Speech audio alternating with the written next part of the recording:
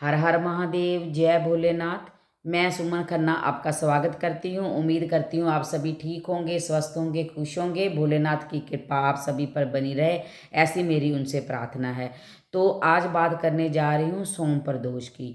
सोम प्रदोष हमें बहुत ही शुभ संजोगों में प्राप्त हो रहा है। माघ का महीना है, महाकुंभ है, और इस दिन सबसे बड़ी बात कि सर्व सिद्धि योग भी है। और शाम के समय अगर हम इस योग में और सोम प्रदोष की प्रदोष काल में अगर हम पूजा करते हैं और इस विधि से पूजा करते हैं कि हम पशुपतिनाथ का व्रत नहीं कर पाते, लेकिन आप सोम प्रदोष के दिन अगर पशुपतिनाथ की पूरी विधि के साथ भोलेनाथ की शाम के समय आराधना पूजा कर लेते हैं तो आपकी इच्छा अवश्य पूरी होगी।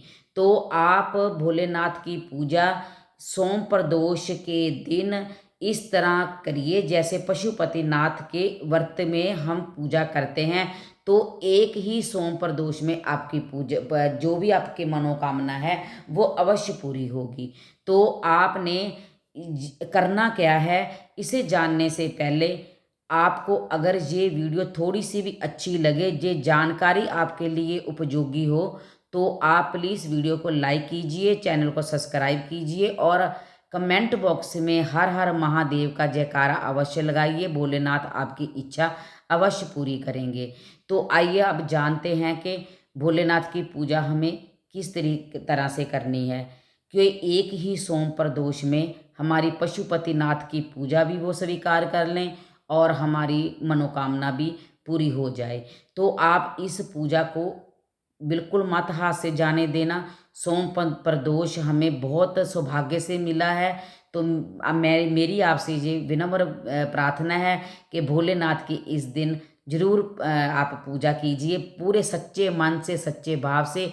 तो मेरे भोलेनाथ कभी हो ही नहीं सकता कि आपकी मनोकामना पूरी ना करें, ये मेरा उन पर विश्वास है। तो आपने करना क्या है, आप घर से आप एक आटे में आप थोड़ी सी चीनी मिलाकर आप एक डो तैयार कर कर उसके 6 दीपक तैयार कर लीजिए। अपने हाथ से दीपक बनाइए आप।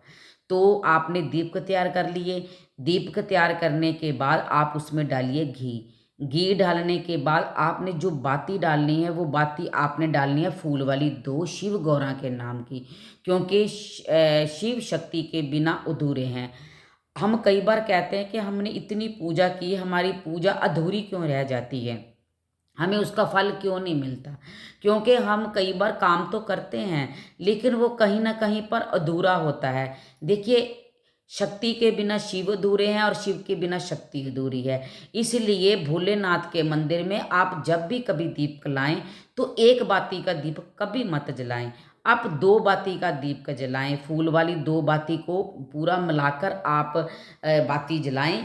और साथ आपने ये अपने 6 दिए आपने तैयार कर ले, 6 के 6 दिए आपने शिव शिव शक्ति के नाम की बाती डालकर आपने तैयार कर लिए। तैयार करने के बाद आप अपने साथ जल ले जाइए, पंचामृत ले जाइए, फल, धूप, नेवेद्य, काले तिल और तुलसी के बीज इस दिन चढ़ाने से बहुत ज़्यादा, तुलसी की मंजरी होती है ना, वो आप साथ में ले जाइए। भोलेनाथ और शक्ति का गठबंधन करने के लिए मौली ले जाइए। तो आपने उनकी बेल पत्तर, भांग धतूरा जो भी आपको मिल जाए आप वो सारा सामान ले जाइए। जैसे आपको कोई भी चीज़ प्राप्त होती है अपने सच्चे मन से, भाव से। भगवान तो भाव के भूखे हैं, लेकिन हमारी श्रद्धा होती है कि हमें जो भी प्राप्त हो जाए हम भोलेनाथ को अर्पण कर दें। तो आप वो सारी सामग्री ले जाइए और शाम के समय आप शिवलिंग के सामने जाकर सबसे पहले आप जब वहाँ पर बैठे तो आप वो 5 दीपक जो आप ले गए हैं साथ में उसे जला दीजिए। जलाने के बाद आप थोड़े थोड़े काले तिल उन 5 दीपकों में आप वो काले तिल डाल दीजिए। और डालने के बाद आप अपने हाथ में जल लेकर उनसे प्रार्थना कीजिए कि मेरा नाम, जो आपका नाम है अपना नाम लीजिए। सोम प्रदोष का दिन कहिए और आपका गोत्र क्या है और आप कहाँ के रहने वाले हैं ये कहिए, और आप किस इच्छा को पूरी करने के लिए ये उनकी पूजा कर रहे हैं सोम प्रदोष के दिन, ये कहिए। तो आपने ये जल उन भोलेनाथ के चरणों में शिवलिंग के पास आपने छोड़ देना है। दीप का आपने जला दिए, उनमें काले तिल डाल दिए, संकल्प आपने कर लिया। तो आपने सारी सामग्री जो लेकर आए हैं आप प्रभु का जल अभिषेक कर दीजिए। जल अभिषेक करने के बाद जो भी सामग्री है उन पर सारी अर्पण कर दीजिए, चढ़ा दीजिए। चढ़ाने के बाद ये बात मैं आपको बता रही हूँ कि आपने थोड़ा सा प्रसाद कोई ना कोई अपने घर से बना कर लेकर जाना है। अगर आप कोई घर से बना सकते हैं प्रसाद तो आप अपने हाथ से बना कर लेकर जाइए। इससे बड़ी तो और कोई श्रद्धा भाव है ही नहीं कि आपने अपने हाथ से प्रभु के लिए भोग तैयार किया है। लेकिन बाई चांस अगर आप ये नहीं घर पर कर पाते तो आप थोड़े से बताशे ले जाइए। इतने बताशे ले जाइए कि वो समानता वहाँ पर 3 भाग उसके हो जाएं। जैसे आपने मान लो 21 बताशे लिए तो 21 बताशे में आपने 2 कटोरी में वहाँ पर बताशे प्रभु को चढ़ा देने हैं। जैसे 7 एक कटोरी में रख दिए और 7 एक में रख दिए। वो 2 कटोरी में भोग क्यों रखते हैं? वो भी शिव और पार्वती के नाम का ही भोग है। उनके नाम का हमने भोग वहाँ पर रख दिया।